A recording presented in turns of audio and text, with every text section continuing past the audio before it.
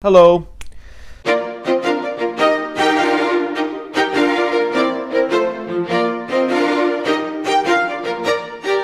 It's me again with another video, and I know my videos are few and far in between, but that is completely and utterly not my fault at all, except that it actually is my fault. The problem is that I am a perfectionist. I'll have an idea for a video, whether I've just read a book or something, or have a topic I want to discuss, and then I will plan the video. I'll either think about it, or I'll write it down, or do a little script or a little drawing or something, and then I'll frame it all up. I'll get my camera, get my tripod, get the microphone, but then things just keep going wrong, like dust falling, or I'll start recording, and then when I look at the footage, there'll be like a hair at a place.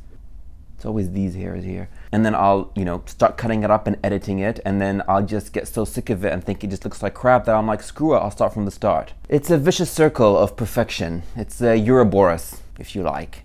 The thing is, I just want to deliver great content in the content that I'm talking, as well as great content of great production value. I said great like 10 times. Anyway, so that's the reason. I need to just be a bit more, loose and easygoing and chilled. I'm a work in progress, we're all evolving, blah, blah, blah, blah. So yeah. So this is my reading nook. I spend a lot of time here, just chilling, reading books, looking through Instagram, all that stuff. This is my bookshelf. I have 3 in this room. This is the big one. I bought this from Ikea. By the way, side note, Ikea is probably one of the most treacherous places on earth. I think if you lose something, if somebody goes missing, if you drop something on the floor and it disappears, all of that stuff, it's probably in Ikea, because the place is so huge and so ridiculously designed that it's impossible to go in there without leaving after 5 days. Anyway, so I bought this from Ikea, and then because I had so many books that I've collected and hoarded over the years, and then when I finally got it in the house and I decided that I was going to organize my books, I just got so overwhelmed because I had so many books, and then I was like, how am I going to organize this? Via author, via subject matter, via relevance, via colors, via size, and I just started shoving them in there, and this is what happened. So not all of us can afford a book curator. Gwyneth Paltrow, must be nice. I got this chair from Ikea as well. But I bought this chair online because I refused to go back to Ikea after the damaging effect it had on my health and safety. Anyway, I kind of wanted to talk today about reading and what that actually means. And specifically, reading a book, a physical book we have in our hand, and then listening to a book on Audible. It's a really important topic to me because I realized a lot of things after I heard my first Audible book. Basically, what happened was I was traveling very long distance. There were a lot of people, and they were very annoying, and there was lots of loud noises. And all I wanted to do was to kind of like check out and not think about my immediate surroundings. And on the TV thing, on the chair, none of the movies looked interesting. And I've never been a fan of audiobooks because I just kind of thought, oh, I'd want to read the book, I like the experience of holding the book and turning pages and reading words and seeing how the sentences look and how paragraphs are made. And especially being a writer, you kind of want to look at sentence structure and all that kind of stuff. So I just never really took audiobooks seriously. But then I really wanted to check out when I was traveling. So I saw they had some audiobooks, and the book that I picked was called The Gatecrasher by Madeline Wickham. So I pressed play, closed my eyes, and for 8 hours, I didn't stop it. I didn't open my eyes. I didn't fall asleep.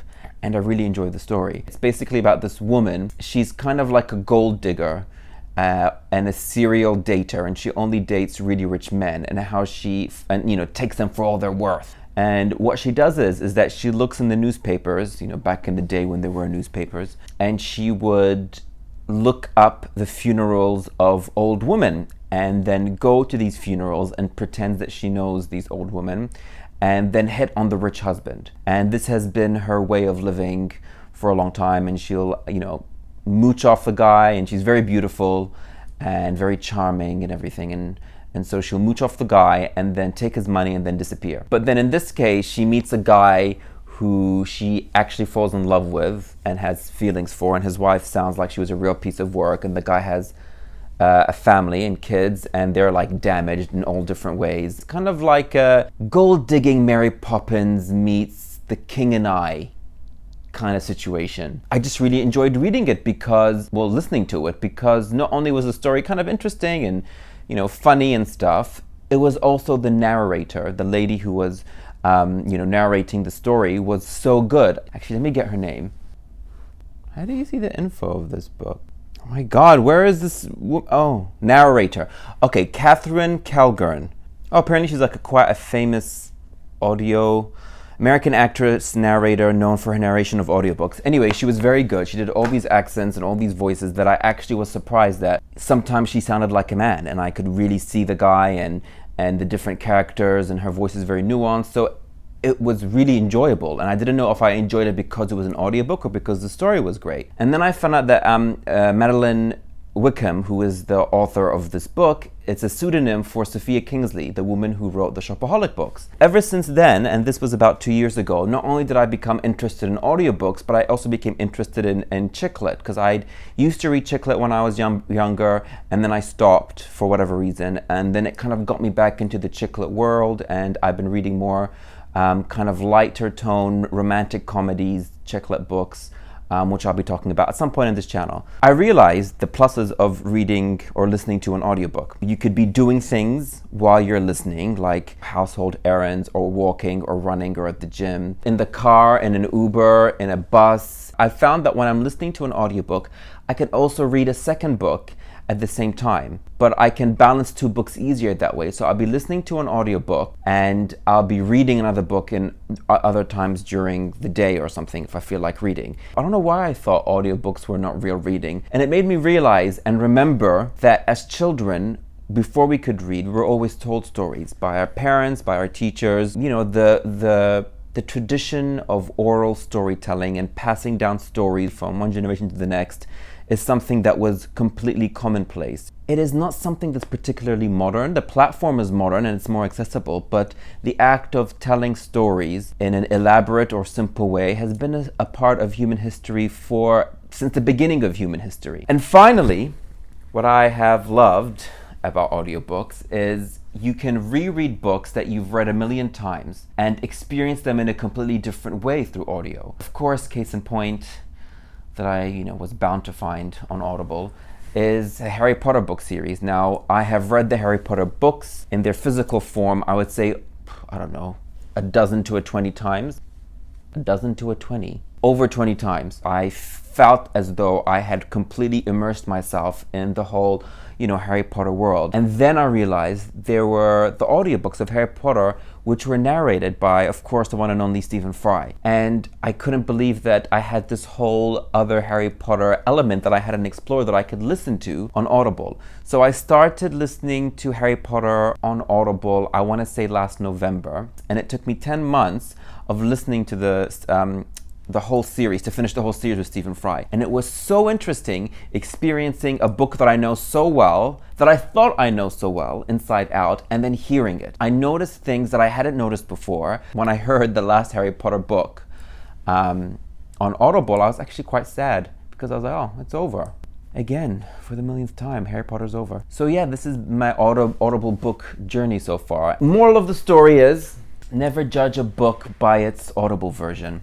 Or never judge a story by the platform that it's told in. I think that is really the key here. Never judge a story by the platform that it's told in. It is a form of reading. Listening is reading, because reading isn't only just reading words off a page. Reading is storytelling, consuming. Storytelling can be presented to us in so many different ways, and each of them have their positives and their negatives. Each of them work in different ways, and each of them, I think, feed different parts of our brains and enrich us in different ways. So if you are thinking about, if you're like, nah, I don't want to listen to Audible, do it. You will not regret it. I think it's great. I think more people should be listening to books. And I think it also gives books and storytelling a different kind of life. If you listen to audiobooks and if you like audiobooks, let me know what you think. Or if you dislike them, let me know what you think. Comment below and let me know. Yeah, we can go back and forth on it. So that's my rant for today. Anyway, I'm Maan, reader, writer, person of no real interest with a lot of curiosity and an obsession with chocolate and readings. Toodle-oo.